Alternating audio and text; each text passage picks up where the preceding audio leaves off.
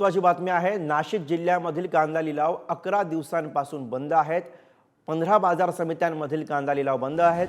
हमाली, मापाडी आणि व्यापाऱ्यांच्या वादावरती अद्यापही तोडगा निघालेला नाही आणि त्यामुळे हे कांदा लिलाव बंद आहे। लिलाव बंद असल्यामुळे 1 लाख क्विंटल कांद्याच्या खरेदी विक्रीवरती याचा परिणाम होतो।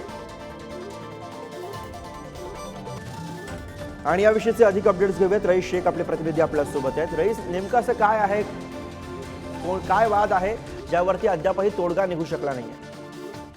हो, असं माहिती आहे का माल चेनच्या नावाखाली 4 एप्रिलपर्यंत बाजार समित्या बंद होते आणि त्यानंतर हमाल आणि हमाली तोलाई याच्यावरून कांदा व्यापारी आणि माथाडी कामगारमध्ये वाद निर्माण झाला आहे का हमाली व्यापाऱ्यांनी कापून आम्हाला द्यावी असं माथाडी कामगारांचं म्हणणं आहे।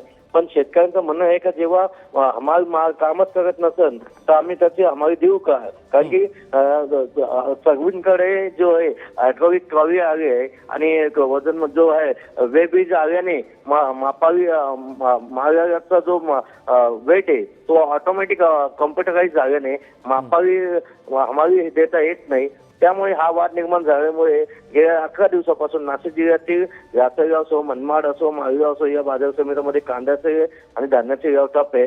त्यामुळे याचा फटका शेतकऱ्यांना बसत आहे कारण की शेतकऱ्यांमध्ये जो कांदा आहे तो आता सडण्यास सुरुवात झाली आहे।